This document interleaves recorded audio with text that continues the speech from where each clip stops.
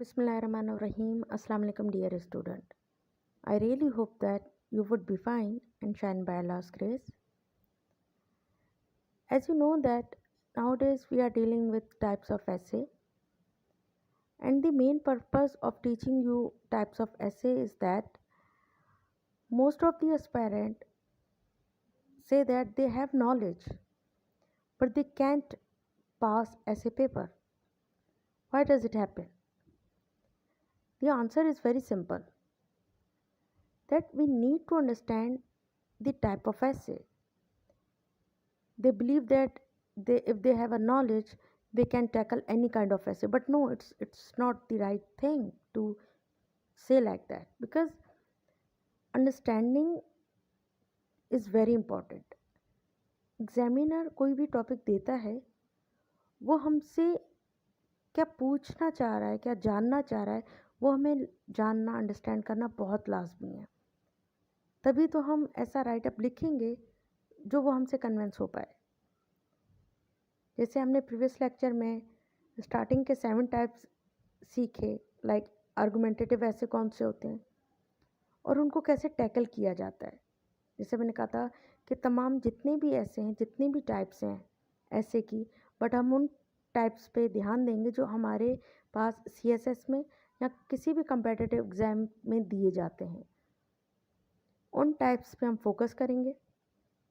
And मैंने ये भी आपको बताया था कि जितने भी टॉपिक्स होते हैं उनको डिस्क्राइब हम 2 में ही करते हैं, हाउ एंड वाई।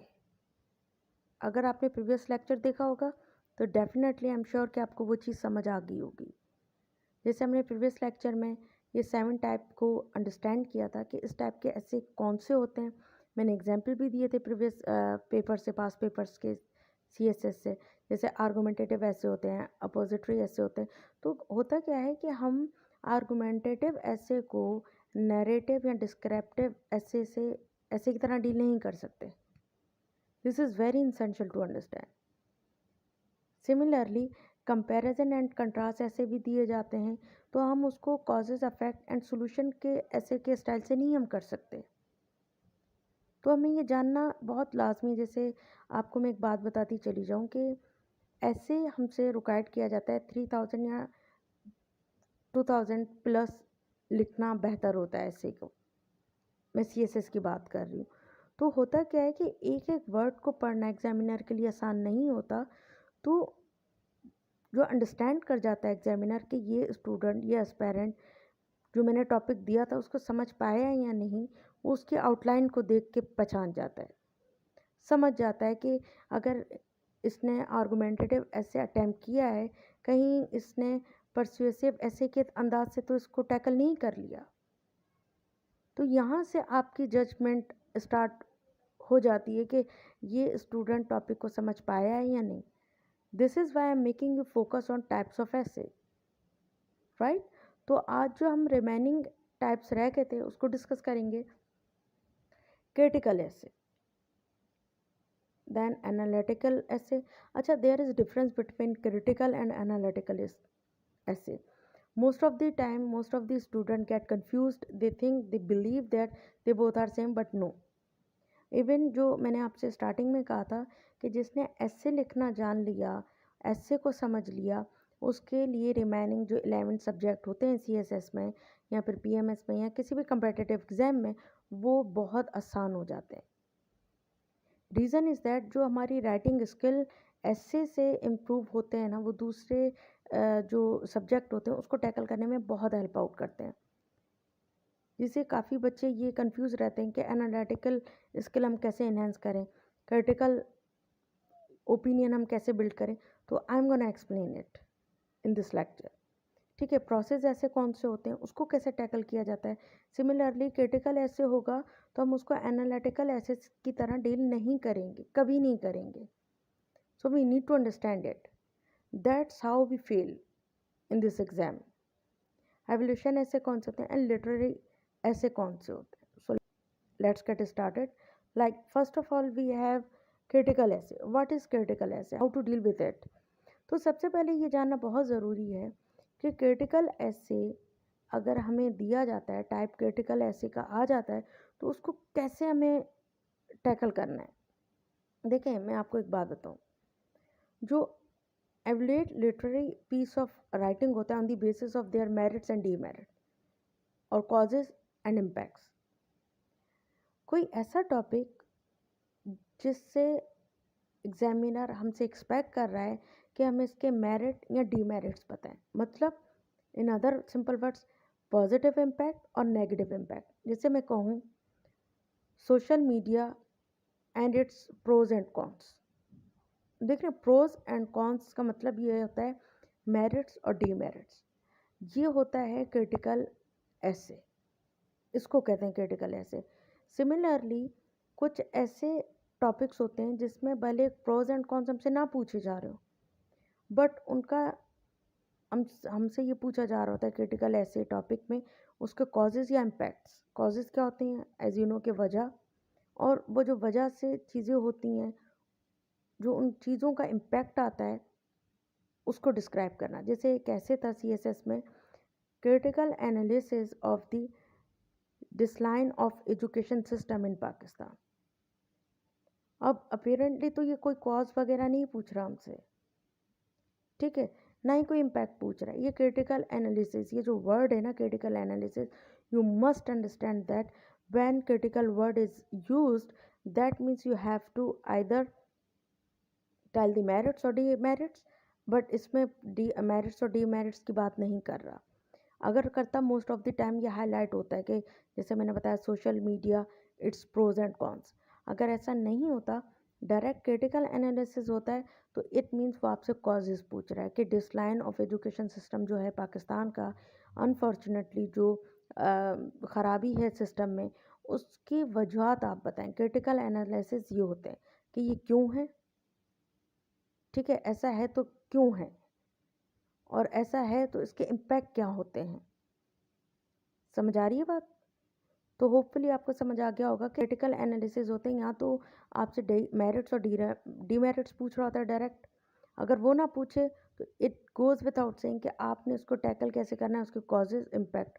और मैंने प्रीवियस लेक्चर में कहा था, भले ही एग्जामिनर आपसे ना पूछे सोल्यूशन, पर जब भी आप कॉजेज और इम्पैक्ट को टैकल करें तो सोल्यूशन ज़रूर दें, क्योंकि एग्जामिनर को पॉजिटिव नोट पे ख़त्म होना, ऐसे ऑप्टिमिस्टिक अप्रोच रखनी बहुत लाजमी है, ठीक है।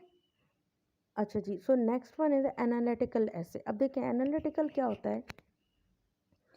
एनालिटिकल जो ऐसे होते हैं ना, ये आते हैं, क्रिटिकल ऐसे भी आते हैं, एनालिटिकल ऐसे भी आते हैं। और इसमें पॉजिटिव बात क्या है कि इसको आप बहुत अच्छे से टैकल कर सकते हैं, because you have other subject like current affairs, international relations, तो आपको काफ़ी नॉलेज होती है। उस नॉलेज को डिज़ाइन करना आना चाहिए हमें, ठीक है ना। अब देखें एनालिटिकल ऐसे क्या होते हैं, ऐसे ऐसा टॉपिक जिसमें आपने दूसरे डिफरेंट पर्सपेक्टिव बताने हो, एनालाइज फ्रॉम डिफरेंट एंगल्स और पर्सपेक्टिव। एक ऐसा टॉपिक जिसको आपने एक्सप्लेन करना है, उसके चाहे वो पॉजिटिव इम्पैक्ट हो नेगेटिव इम्पैक्ट हो, बट उसको डिवाइड करना है दूसरे एस्पेक्ट से। जैसे मैं कहूँ पॉलिटिकल, सोशल, इकोनॉमिकल, हिस्टोरिकल, ये पर्सपेक्टिव होते हैं। ये हम आगे चल के मैं आपको डिफ़ाइन भी करूँगी, एक्सप्लेन भी करूँगी कि जैसे ब्रेन स्टॉर्मिंग होती है तो हम किस पर्सपेक्टिव से करते हैं, वो उसमें आपको मैं डिटेल में समझाऊंगी। बट इधर I am just giving an idea that what is the analytical essay. It requires us different aspect. जैसे मैं कहूँ 2019 में एक टॉपिक आया था, ऐसे आया था, classroom decides the future of nation. अब क्लासरूम डिसाइड जो कर क्लासरूम से होता है मतलब एजुकेशन, ठीक हो गया। वो डिसाइड करते हैं तो कैसे करते हैं, कैसे नेशन का वो फ्यूचर डिसाइड करते हैं, फिर उसको आप पर्सपेक्टिव में लेके जाएंगे। भाई वो political, social, economical, you know these are the perspective, that's how it. अगर आप इस चीज़ से एग्री करते हैं, जैसे मैंने कहा था कि कभी भी कोई टॉपिक आए so you should ask question from your self, does classroom really decide the future of nation? Yes, it does. So how? फिर हम इसके पर्सपेक्टिव बताएंगे, भाई पॉलिटिकल पर्सपेक्टिव देख लें या फैक्टर देख लें, सोशल फैक्टर देख लें, इकोनॉमिकल फैक्टर देख लें। तो वो जिस तरह हमें यानी कि डिसाइड करता है हमारा फ्यूचर इस एरियाज़ में, इस पर्सपेक्टिव से। So that's how we deal with it. Clear? अब देखें प्रोसेस ऐसे। अच्छा, प्रोसेस ऐसे क्या होता है? देखें ऐसे होता है, हम प्रोसेस ऐसे को कभी भी क्रिटिकल ऐसे की तरह डील नहीं करते, कभी भी एनालिटिकल ऐसे की तरह डील नहीं करते, ना ही फिर आर्गुमेंटेटिव ऐसे की तरह डील करते हैं। जिसे मैं आपको अभी फ़ौरन पहले टॉपिक बताऊंगी, फिर डिफाइन करूंगी क्या होता है प्रोसेस ऐसे। अब देखें, IMF bail out, roads to stability और रेसिपी फॉर डिज़ास्टर। अब देखिए ये जो वर्डिंग है ना, IMF बेल आउट, इस टाइप के टॉपिक जो कीवर्ड्स होते हैं, उनको पहले एक्सप्लेन करना। देखिए ना, मैंने यहाँ मेंशन भी किया है कि process essay are those like which explain how to do something or how something works by giving step by step explanation। वो ऐसे जिसके कीवर्ड्स को पहले हम स्टेप बाय स्टेप एक्सप्लेन करें, किसी चीज़ को मिस ना करें। हमें पहले IMF बेल आउट का बताना है। ये एक ऐसा टॉपिक है, इस टाइप के टॉपिक्स को हमने एक एक चीज़ को डिफाइन करना होता है।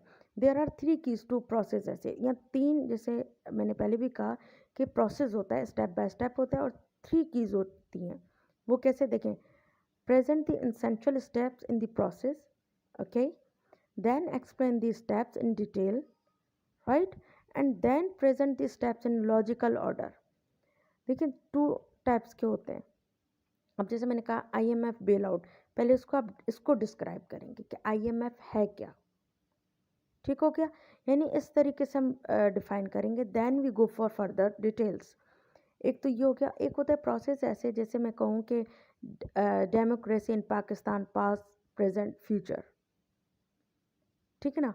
इस टाइप के जो होते हैं, तो आप उसको लॉजिकल ऑर्डर में भी दे सकते हैं जी, पास्ट, सॉरी प्रेजेंट, या फिर पास्ट, या फिर फ्यूचर। तो इस तरीके से we describe it. Getting? So that's how we do it. This is called process essay. ठीक है? अच्छा जी, अब देखें एवोल्यूशन ऐसे क्या होता है। Is very simple.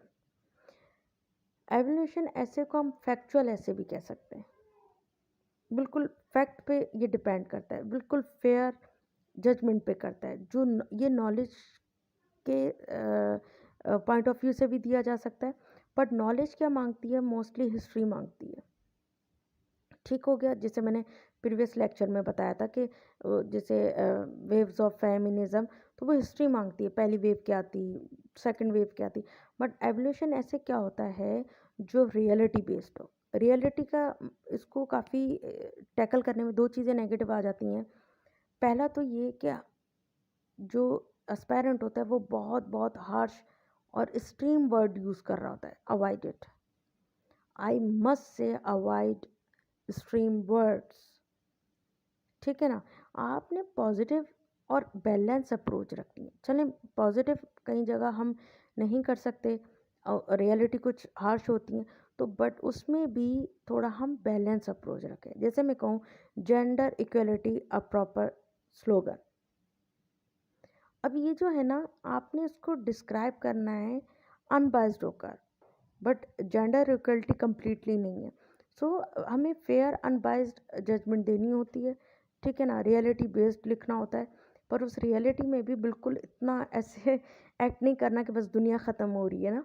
नहीं, जस्ट ठीक है, fine, it's fine, world is working for it, and इंशाल्लाह it has enhanced, and it will enhance, it will keep enhancing. So that's how we describe this kind of essay, right? The last one is that literary or philosophy essay, philosophy। अब देखें क्या होता क्या है कि जैसे masters जिनका English में हुआ होता है, उनको तो काफ़ी होती है grip, they are able to deal with such topics, but still I would say avoid it, totally avoid it, because you know what, हमें हमारा टारगेट है पेपर को पास करना, ठीक है ना। डिफरेंट अपने आप को नहीं दिखाना है। We don't have to write to impress, we need to write express, right. तो जो कोटेशन बेस्ड हो, फिलोसफिकल हो, उनको ज़रा अवॉइड करें। वो कैसे होते हैं, आप देखें आर्ट फॉर पीस। अब आर्ट के कितने टाइप्स हैं, ठीक है ना। तो ये थोड़ा सा रिस्की होता है और बहुत डिटेल भी मांगता है। आप कहीं भी छोटी सी भी मिस्टेक कर जाते हैं ना, आपका पूरा ऐसे गलत हो जाता है। अब जैसे देखें, इफ गोल्ड, ये गुड नहीं है, गोल्ड है, GOLD, gold. If gold rust what shall iron do. अब ये जो सेइंग है, ये बहुत डीप, ये डिफरेंट पर्सपेक्टिव से आता है, इसमें भी पर्सपेक्टिव है। बट अगर आपने इसको मिसअंडरस्टैंड कर दिया ना, इस टॉपिक को, तो आपका पूरा जो मैप है ना ऐसे, वो सारा गलत हो जाएगा। अब इसका ये है कि जिस पे म्यार होता है, या जैसे लीडर होता है या कोई सरबराह होता है, उससे हम अच्छे की उम्मीद रखते हैं, वो ही नाइंसाफ़ियाँ करने लग जाए, तो हम किससे उम्मीद रखें। समझ आ रही है बात। जैसे कहते हैं अच्छे लोग ही बुरे काम करने लग जाएं, तो फिर किसी पे कोई म्यार ही नहीं। So if gold rust what shall iron do. तो ये थोड़े से ट्रिकी होते हैं। So I must advise again, try to avoid such topics, ठीक है। तो हमेशा आपने करना क्या है कि करंट अफेयर से जो रिलेटेड हो ना टॉपिक्स, जिसको मैं कहूँगी फैक्चुअल बेस्ड हो या फिर आर्गुमेंटेटिव हो, उसको आप ज़रा सही से, उसको आप अच्छे से अटैम्प्ट कर जाओ, ठीक है ना। अपनी स्ट्रेंथ्स पे खेलो, राइट। तो जैसे मैं आपको आगे चल के ये भी बताऊंगी कि पेपर सेट कैसे होता है। एक्चुअली इंटरनेशनल टॉपिक्स होते हैं या नेशनल होते हैं, दोनों का बन के पेयर बनता है। So I will let you know, this is another topic. So hopefully आज आपको लेक्चर समझ आ गया होगा कि टोटल कौन से टाइप्स होते हैं जो कम्पिटिटिव एग्जाम में दिए जाते हैं, और इनकी एक नेचर होती है। उस नेचर के तरीके, according to that nature we should tackle such topics. तो होपफुली इंशाल्लाह आपको समझ आ गया होगा। But if you have any kind of still any confusion और क्यूरी, यू मे आस्क। तो मिलते हैं इंशाल्लाह न्यू टॉपिक के साथ नेक्स्ट लेक्चर में। Take care.